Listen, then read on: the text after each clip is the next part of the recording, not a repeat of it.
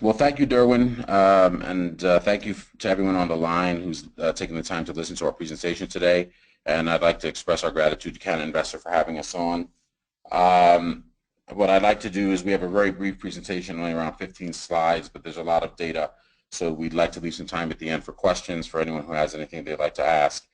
And so as Derwin mentioned, my name is Zac Venegas. I'm the founder and CEO of Helix TCS. The presentation that we're going to show you this morning really just highlights our trajectory from our founding, which coincidentally today is our 1-year anniversary. So I think it's pretentious that we're giving this presentation to an open group of investors. And we're going to highlight a few of our growth achievements and what we've done to date in what I believe is a very short time. The firm, in a nutshell, as you know, we're publicly traded on the OTC. Our symbol is HLIX. So all that'll be again presented in the slideshow.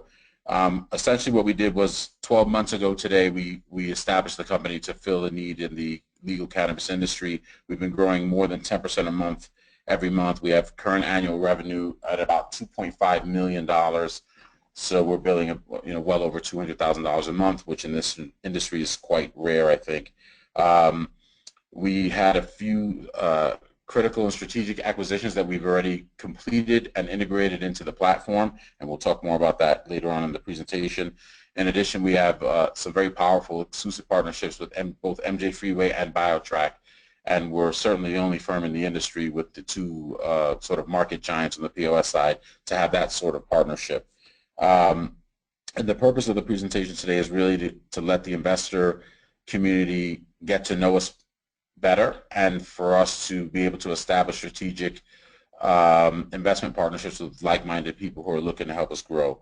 So all that said, I'll get to the sort of dry disclaimer piece. So obviously we're giving this presentation only in terms of information, and we're not seeking or soliciting any type of investment per se. And this presentation and anything said on it should not be viewed as such. So there's the disclaimer. Our current position. So as I mentioned, our stock symbol is HLIX. We have about 26,700,000 shares outstanding. You can read everything there for yourself. Our market cap is 26.4 million or thereabouts. A number of analysts, I think, have made the correct calculation that our market cap, in fact, is significantly higher than that because there's some, when you properly factor in all the insider holdings, which are, as you can see, very large, we actually have a significantly larger market cap, but that's just something that people can do the math on from our public filing. So, and you can also see we've had significant growth in our stock price. There's not a huge amount of price discovery in the stock because it is a very, very tight float. And the lack of liquidity, one could argue, impairs real price discovery. But I would say the reason why we have such a tight float is we wanted to make sure that we were immune to any sort of price manipulation or stock manipulation that often happens in the early stages of OTC, where you see, stocks trading massive volumes for no apparent reason, no news or anything like that. We wanted to make sure that we were immune to anyone having the idea that our stock in any way was anything other than a legitimate business looking to raise capital and grow. So that's why the float is so tight. And anyone looking to invest in the firm, there aren't very many shares in the market. They would just need to contact me or at the firm directly, and we could work something out if they are looking to invest and get them stock directly from the Treasury. So in a nutshell, who we are, what we do, and our mission and vision. Who we are is really, my partners and I founded the firm as experienced private equity and venture capitalists. My partner, Scott Oger, and I, who is very active in our financial operations, have been partners for over 15 years. We had our start in business at JP Morgan. I was an ex-Army officer when I left. My first job was at JP Morgan, focused on emerging markets. And so we're essentially venture capitalists and private equity professionals linked up with career soldiers and law enforcement officers that have seen a gap in the market and moved to fix a significant set of problems that the legal cannabis industry experiences on a day-to-day basis. And that's what we do. So we look to solve the problems in compliance, technology, and security that many businesses experience in an industry which, legal on a state level, illegal on a federal level, various and inconsistent promulgation and enforcement of laws in many different ways. So we essentially assist nearly every segment of the legal cannabis industry. As you can see, that includes producers and cultivators all the way down to retailers and dispensaries. Processors and kitchens are also very commonly known as MIPS. Also have the same issues in terms of remaining compliant, making sure that they're secure in their operations and premises, and that their clients are too. And our vision is to be the premier integrated service provider for the legal cannabis industry. And when we talk about integrated service provider, we often talk at the firm about integrated operating environments. What we want our clients to be able to do is focus on their core business to make it as profitable as possible without having to worry about a lot of the externalities that arise in an industry where regulation changes from state to state, even sometimes county to county. So that includes security, but it's not limited to security, which is why we have the TCS on our name, which stands for Technology, Compliance, and Security. So people can feel free to see my bio on the website as well as everybody else on this page. I think what's worth highlighting is that I got my start, as I mentioned, at JP Morgan, which is a fairly substantial institution, and then I stepped off on my own with my partner Scott to focus on venture capital, private equity investment in frontier and emerging markets. That's very relevant to what we do here because cannabis is a frontier market. It just happens to be geographically located in the United States. So I can participate in a frontier market and use the skill set that we've developed over the years as both investors and operators to make a successful business here, but I just don't have to risk malaria and amoebic dysentery. So other than that, the rest is the same. You have conflicting, contrasting state and federal regulations. You have a significant part of all these markets that the initial participants were people who used to operate in the black market before cannabis was legal. It's less and less true now, but that is still a significant portion of the market participants that used to participate in gray or black markets. You have a formerly illegal controlled substance now being legalized at a state level. That has its own special challenges. So all of those things add up to very nebulous regulation and enforcement. A very unique set of challenges when marketing and selling a product. Many people thought that in the beginning the cannabis industry was a sort of gold rush where anyone and everyone that was able to get a license would make millions of dollars a month. And that has proven to be absolutely untrue because the same rules of business apply. People have to be efficient operators, they have to satisfy a real need, and they have to be savvy about how they invest and develop their businesses. As that becomes more and more true as markets develop, it's harder to do it on your own as a grower or a dispensary, and so therefore we fill that gap. So my background is relevant insofar as that I have a lot of experience doing those things largely with my own capital. So we're heavily invested in the business and we pay very close attention to what happens. This isn't a get-rich-quick scheme or any of these other things that people often associate with the cannabis industry or OTC stocks. Because, and again, this goes back to our original plan. As a frontier market operator, I know that establishing without doubt an impeccable reputation and operating both in terms of investment and operations is the first step to building a firm. And I learned that in some of the more difficult markets around the world. You have Grant and John DeLue. Grant White is my director of operations. He's essentially a legendary figure in the law enforcement community, especially out west.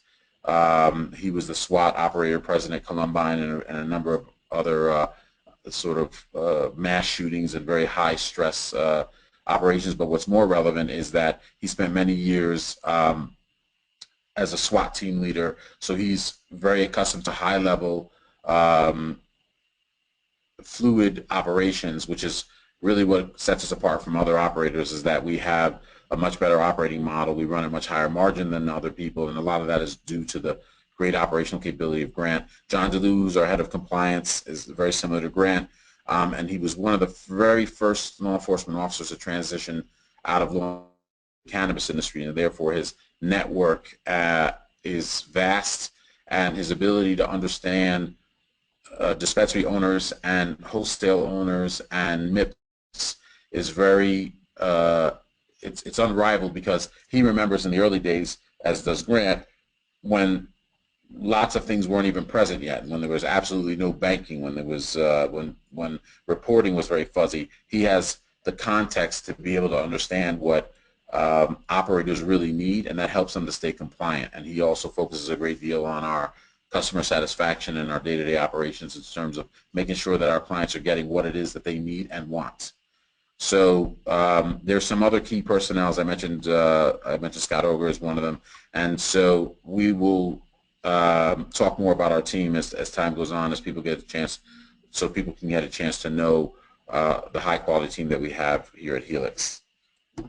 Our value proposition, again, you can read for yourself. I won't read it to you bullet by bullet, but the fact of the matter is that 12 months ago today, we wanted to become the market leader. We felt that we were poised to do it, and in fact, we have done it. We are arguably the largest in the state. Some others might make other claims, but on a manpower basis, and it's certainly on a growth basis, we are without doubt the market leader. One thing I'll highlight from the top left-hand box is we have an integrated suite of services and technology. Again, we're very focused on integration and creating an integrated operating environment because of the regulations and the way they work, and because there isn't a necessarily uniform industry, even best practice suite, there's a lot of variation from one place to the next on how grows and dispensaries and MIPS conduct their operations. What we try and do is provide best practices just through interaction. We know what different people are doing in different places, what seems to be working, what seems not to be working, and we make sure that we get that information into our organization and out to our clients. And that goes from everything from technology, in terms of what's the best POS system, what's the best monitoring system, all those different things. And because that can only be done on an integrated platform, that is why we spend a lot of time ensuring that that the data we're gathering goes out to clients to help them compete better. And so all the other boxes and bullet points are critical to us differentiating ourselves from our competition. And even though there's not a massive amount of competitors in this space, there is a significant difference. As I mentioned to you, I think as best as we can tell, the average gross margin for competitors in this spot is around 9%. We run at almost double that. And in terms of the services that we offer in an integrated format, we really don't have any direct competitors. There are people that we compete with in different segments of that, but in terms of having a full technology and service suite in one spot, no one else exists the way we do. So we're very excited about that, and we think that we have great prospects once we add all these different factors together.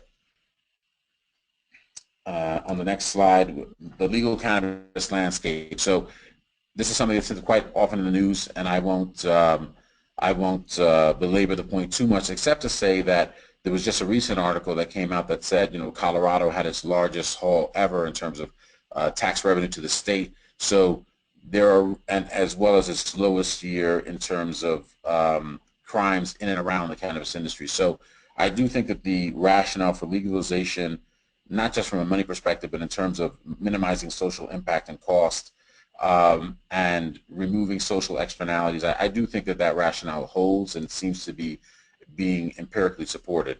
That said, everyone knows that the cannabis industry is a massive opportunity. It's the fastest growing industry in the United States, I believe, and we will take full advantage of the states, for instance, like Michigan, Maryland, California soon to come, as they create legal frameworks that allow us to operate lawfully in those states. We will expand in the states that we see fit. A lot of people ask us often about Nevada or Illinois, because those are supposed to be big states with massive potential that should have been like the Wild West. We treaded very carefully in those states, I think with good results, because those states didn't exactly take off the way many people thought they would. And so while we do maintain a presence and we do maintain relevant knowledge, and we're moving more slowly in those states because the market share is not justifiable. Whereas states like Maryland and Michigan, which just recently passed, I think will take off a bit quicker. In any case, we remain poised to expand in every legal state. And what I'm very excited about is that once we're the leader in other states as we are in Colorado, that will greatly increase our chances of becoming the dominant national player, because each one of these markets must be serviced, entered on an individual state basis. They're all different. And again, this goes back to our experience in frontier markets. Just like all frontier markets are very different than the other, even within the same country or county or province, this is that exact same sort of movie, if you will. As I often say, I've seen this movie before. I know the ending. I know how it goes. And this is the exact same thing. So we have plans in place for all the relevant states, and we'll be expanding in them as appropriate. But the market opportunity here is massive, and it won't be fought out state by state. Whoever's the dominant player in the first 10 or 11 states will more than likely win the remaining states and continue to be the dominant player, and that is our focus right now.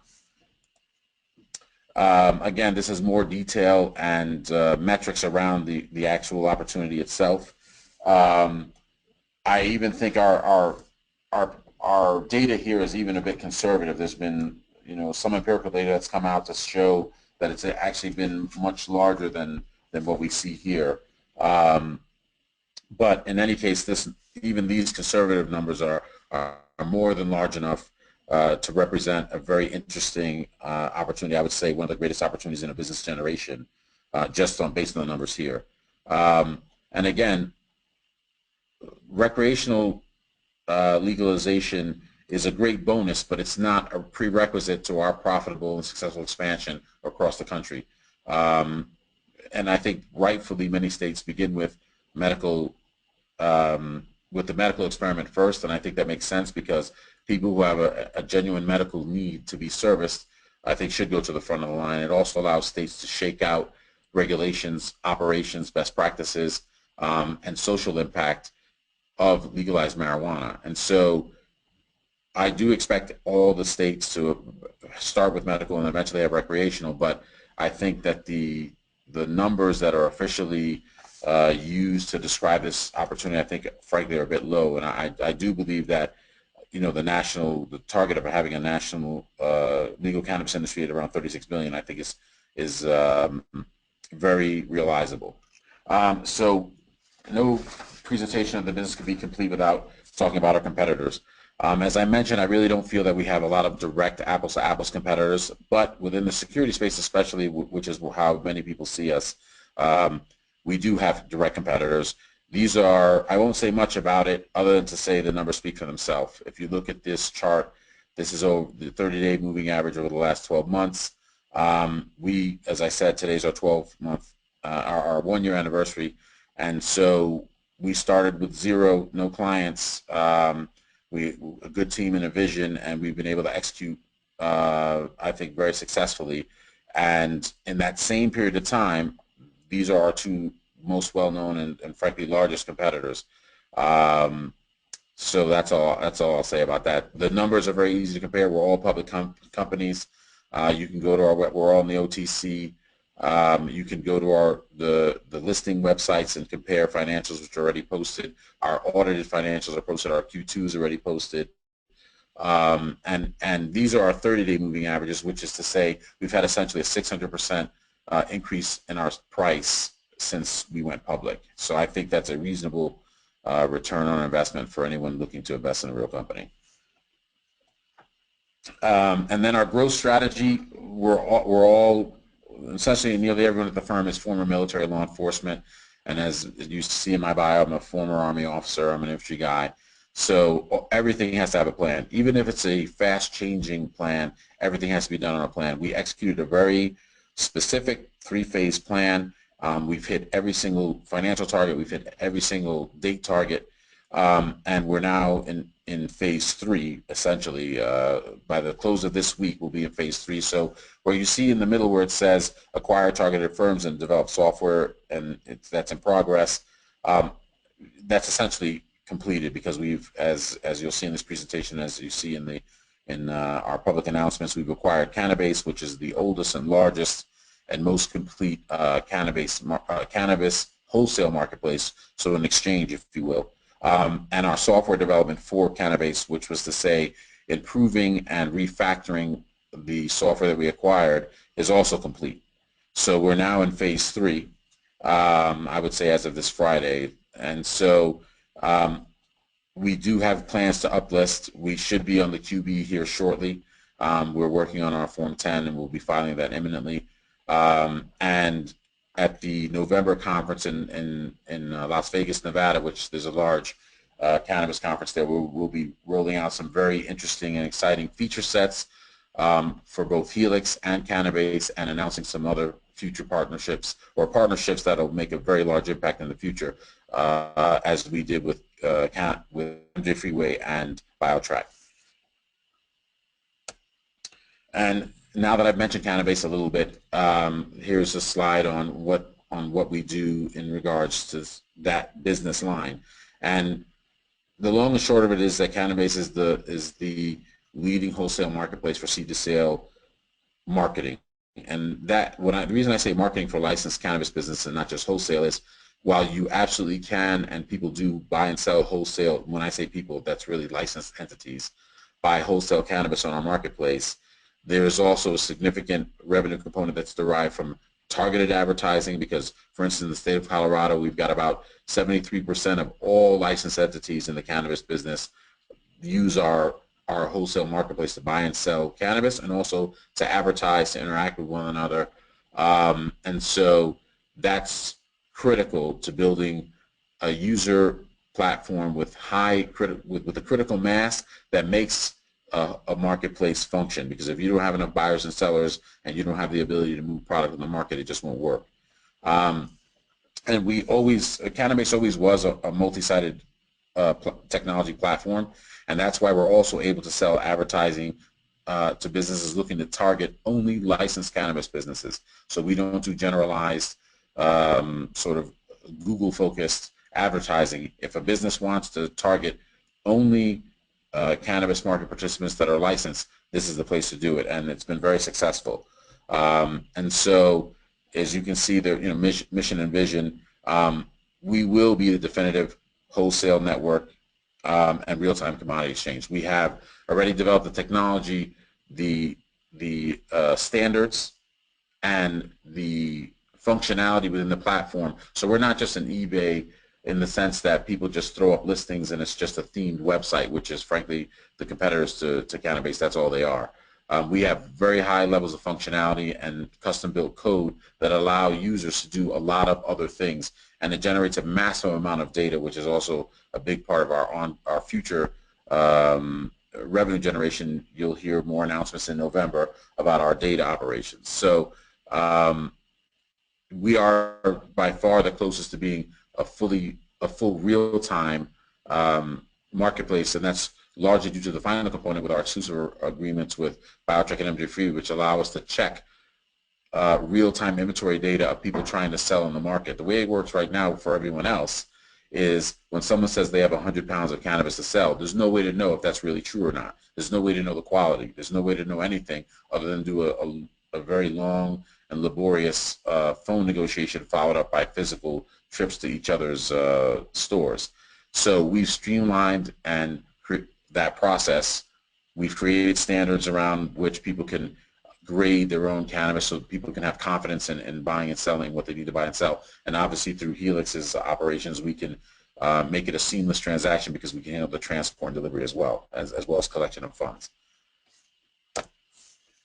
Our cannabis revenue streams there, you can read the numbers for yourself. We expect it to be, it's a very exciting time. It's a very exciting graph, and I think it's actually quite conservative. So you can read that for yourself. Marketplace is what you might imagine, the wholesale marketplace. Reach is the advertising function that I mentioned to you before, which has already been launched and is doing quite well. And Maps is a catch-all term for a lot of high-level functionality we have around geolocating stores and dispensaries, but also MIPS and other sources of cannabis distribution and product. And so I won't say too much about that now. We'll say much more about that in November, but it's also very exciting. And these are all products that are already built. These aren't things that we're hoping to have or going to develop. These are done, built, tested, and we're just rolling them out at the appropriate time in accordance with our plans. So if I were to start to summarize some of the takeaways, here's the ones that I would emphasize. I think it's worth looking at in the lower right-hand corner. That, as I mentioned to you, phase 2 is in progress. That's true, but it's at the very end of phase 2. I would say even as of today, we're beginning phase 3. Certainly, as of this Friday, will be the date cutoff where we're in phase 3 and looking to do all the other phase 3 objectives. You know, on the top left-hand corner, where we talk about high growth, few competitors, no established market leader in TCS other than us now. We have some very critical partnerships that have been announced, as I mentioned, with MJ Freeway and BioTrack, and they themselves have some very interesting feature sets and announcements that are soon to come that will benefit us greatly. So these two, I can't overemphasize the importance of these two exclusive partnerships.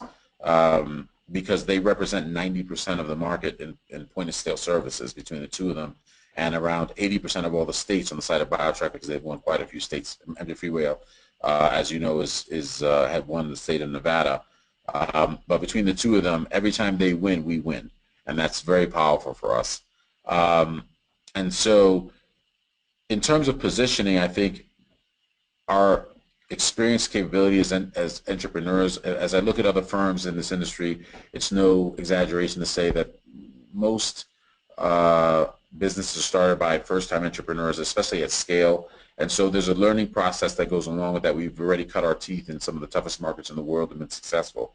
So I feel very confident in our position and our ability to sort of look around the corners and see what's coming next before anyone else does. And we have the management capability and the strategic capabilities. For instance, we do our own acquisitions. So my partners and I have a lot of experience acquiring firms, valuing firms. There's an inherent advantage of being able to do that as a management team yourself to avoid mistakes. We don't have to rely on others. We understand our costing very well. And I think that reflects in us having a much higher gross margin than everybody else in our spot. I think that's one of the indisputable mathematical supports of our management team's capabilities. So you can have a look at these, and again, I don't know if there'll be questions later on about this slide in particular, but if I were an investor, these are some of the key takeaways that I would have.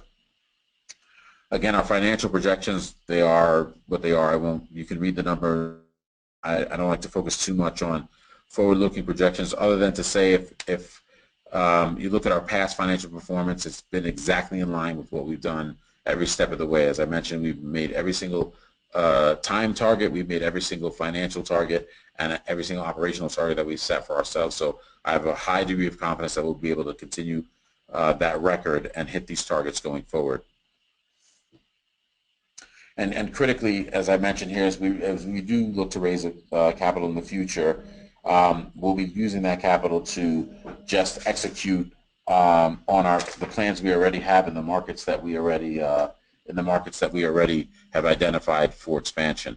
And again, many people are often scared with the idea of developing software and rolling that out, because software development, I think, can often be almost a bottomless pit in terms of being able to complete it on time and on budget. But as I mentioned, our software development is already complete for the phase that we're in. We already have the products with the feature sets that we require, and we're just waiting to roll them out at the appropriate time.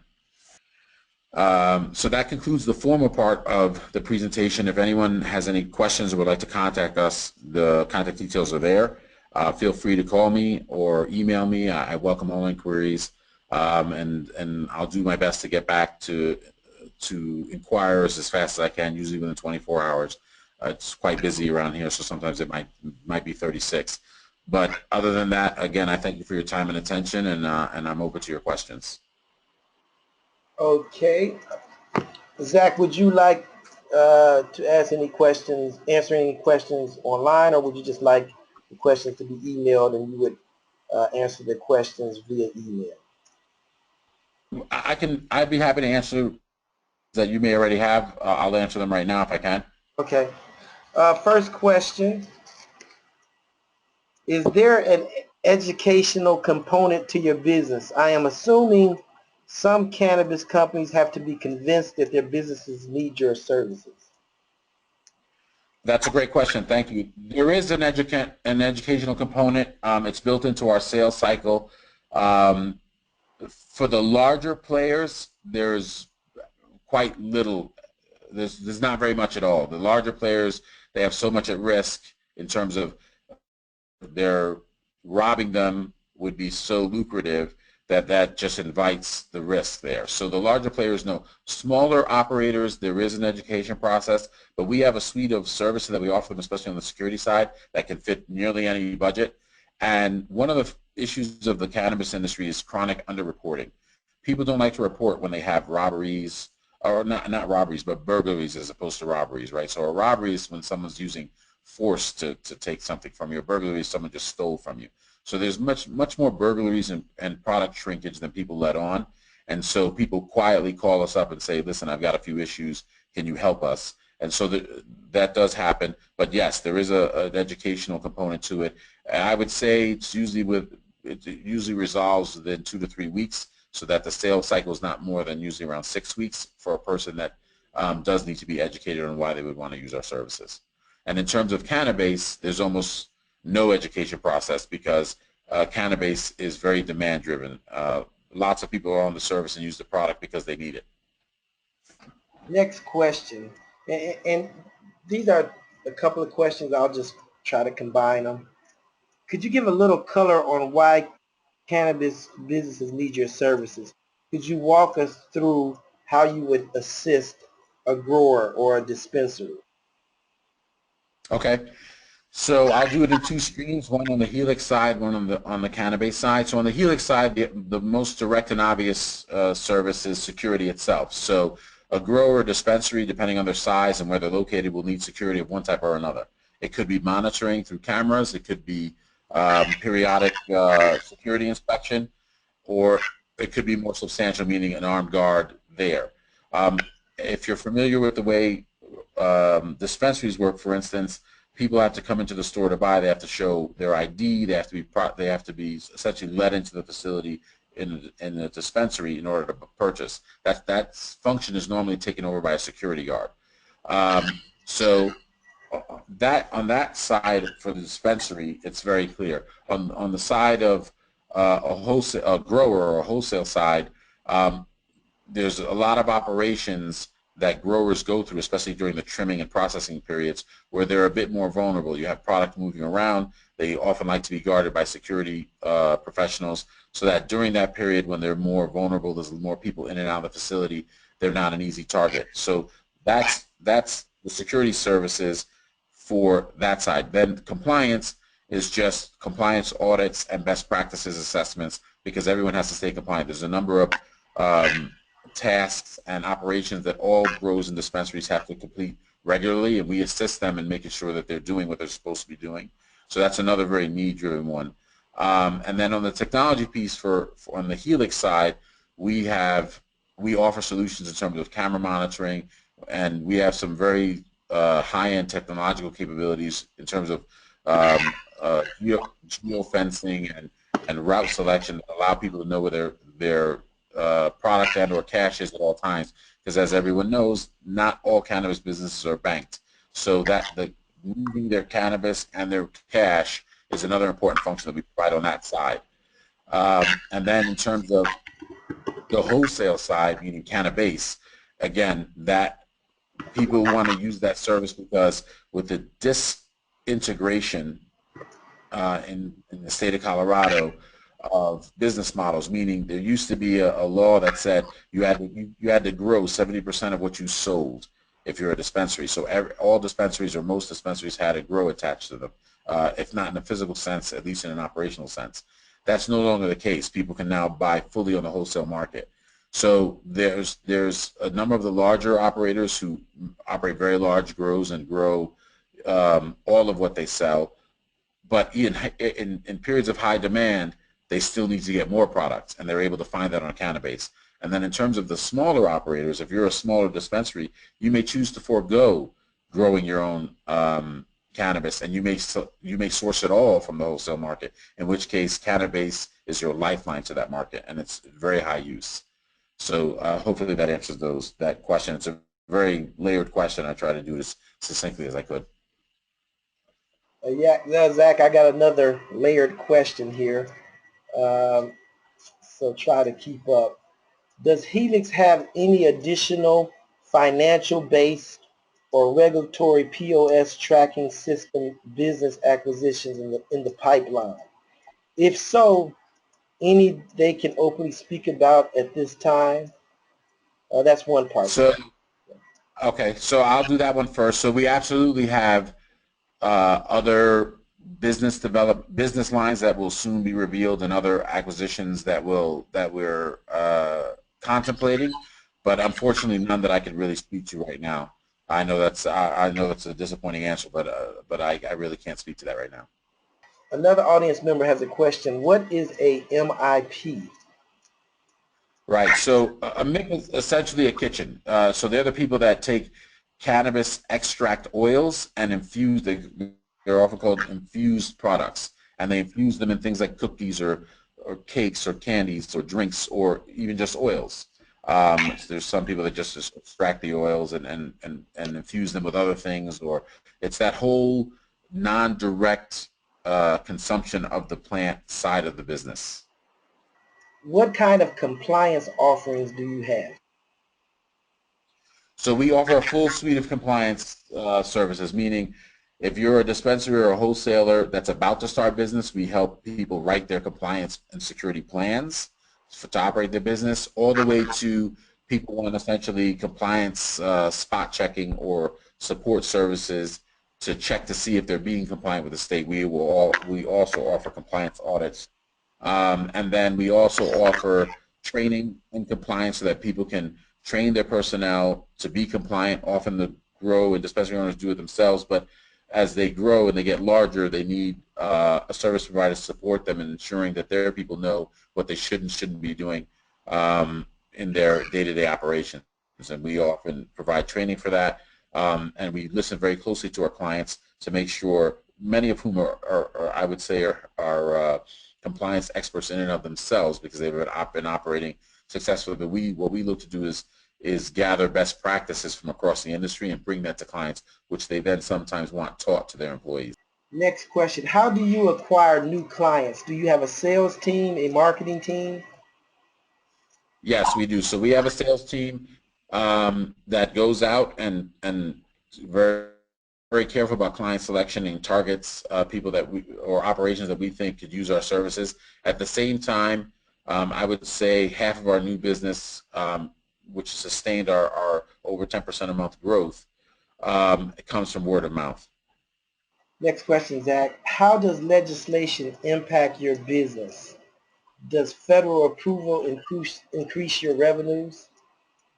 So that, I mean, that's a great question, and I'll try and be succinct on that. But I mean, regulation is the business really.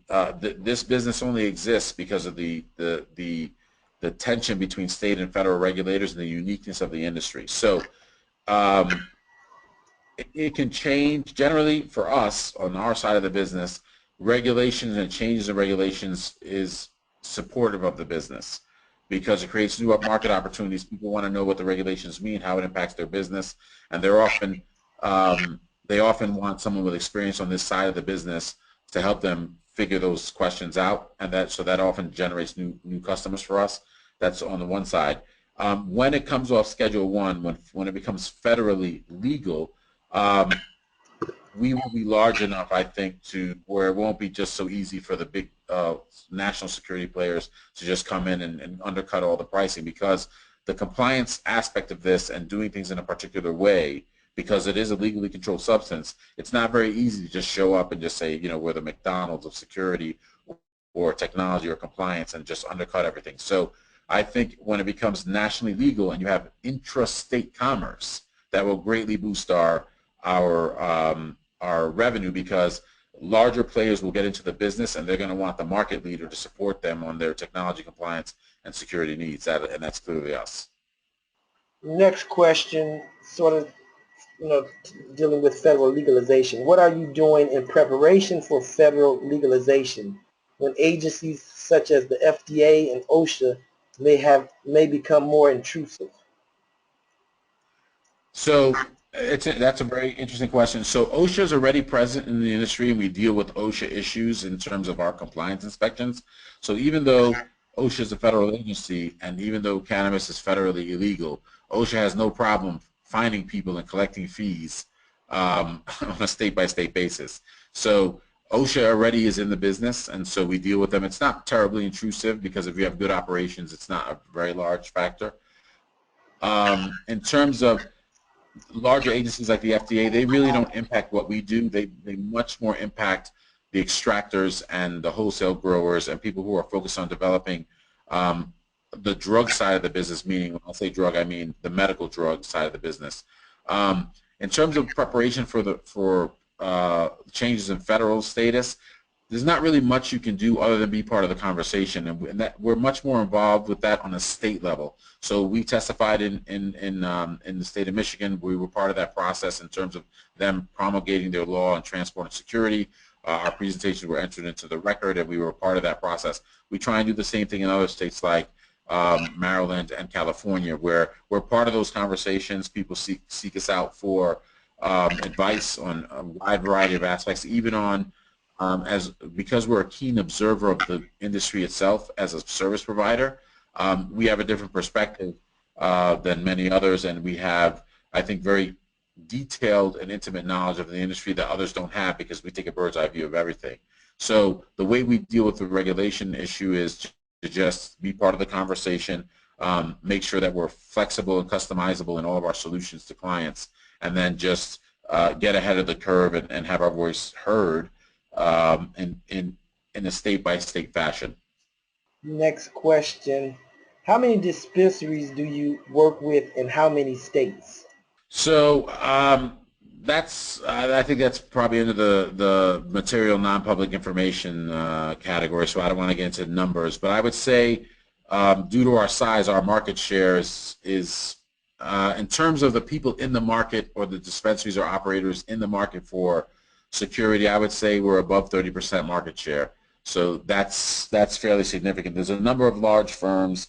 So we're larger than all of our other substantive competitors, but there is a significant part of the market, I would say, 20-25%, that's handled by small, under the radar, non-insured 1099 firms. So these are firms that don't carry full insurance like us. So we carry the largest insurance plan of anyone in the industry in the state of Colorado.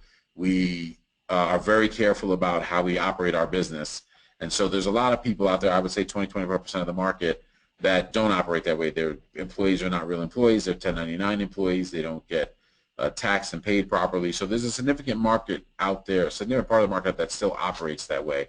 But again, our market share is, I would estimate it around a third of the real market. And then in terms of cannabis, if we want to talk about number of clients, as I mentioned before, I think it's around 74% of the total market is on our system. So that's massive. And we expect that to be the same in Washington, Oregon, and California relatively soon.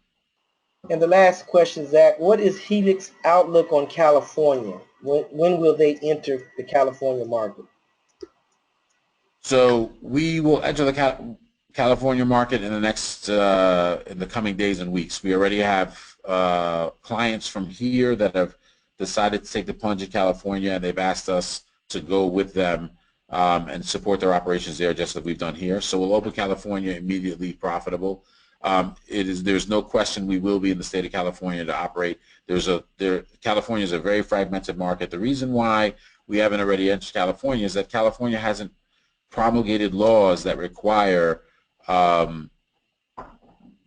require almost anything. So as I'm sure people have seen, in California you have people hand delivering cannabis, almost like Uber. There's a lot of different business models that we feel carry enormous liability and enormous risk to the public, because it's only a matter of time till some of these things go wrong. And so in November, California will be, I think, promulgating a new raft of laws that'll make it, that'll put the minimum legal framework for us to enter into the market with an ability to understand our liabilities and the services that we can provide the operators in that state. So we will be in California.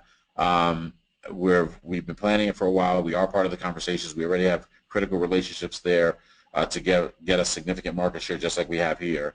And if you look at what we've done in the last 12 months, with very little capital. If you look at other people in the industry, they spend millions or even tens of millions to generate very limited revenue.